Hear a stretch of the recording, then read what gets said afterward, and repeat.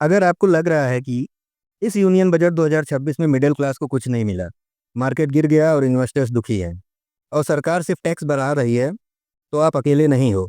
बहुत सारे लोग ऐसा ही महसूस कर रहे हैं, लेकिन एक सच ये भी है कि ये बजट फ्री रीच के लिए नहीं, बल्कि फ्यूचर इंडिया के लिए बनाया गया है। आज इस वीडियो में हम बजट 2026 को इतना सिंपल बना देंगे कि 10 साल का बच्चा भी समझ जाए और आप जैसे समझदार लोग सही सवाल पूछ सकें। 1 फरवरी 2026 के दिन पूरा देश एक डॉक्यूमेंट से ये समझ सकता है कि सरकार पैसा कहाँ से कमाती है, कहाँ खर्च करती है और देश के फ्यूचर को लेकर उसका विजन क्या है। बजट को समझना इतना मुश्किल नहीं है जितना हम सोचते हैं। देश को आप एक जॉइंट फैमिली की तरह समझ सकते हो।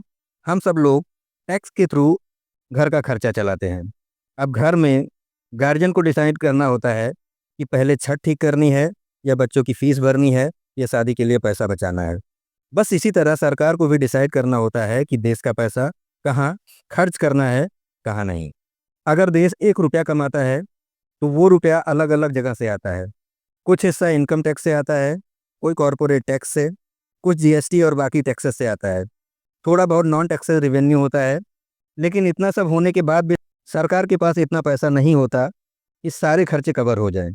इसलिए सरकार को लोन लेना पड़ता है। इसको ही फिस्कल डेफिसिट कहते हैं।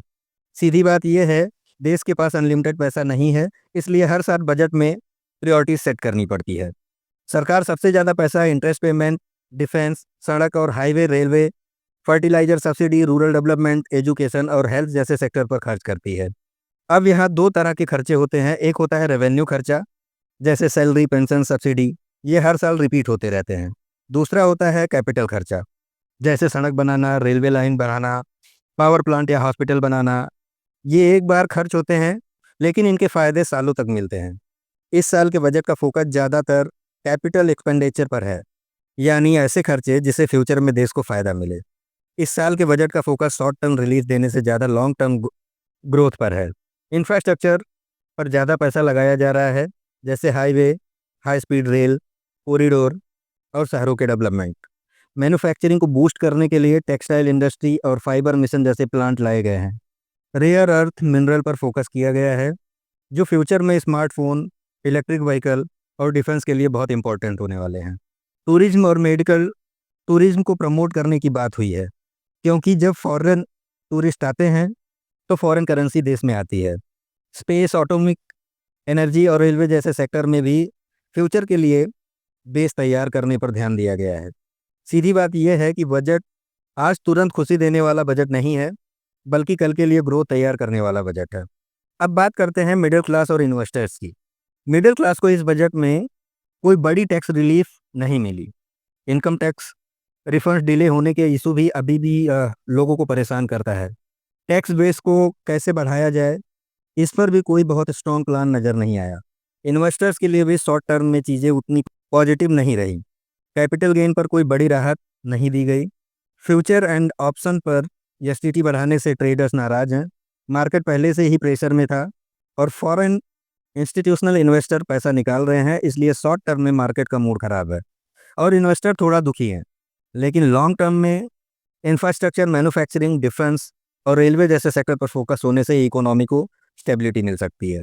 असल प्रॉब्लम ये नहीं कि सरकार पैसा खर्च कर रही है, प्रॉब्लम ये है कि मिडिल क्लास को तुरंत रिलीफ कम मिला।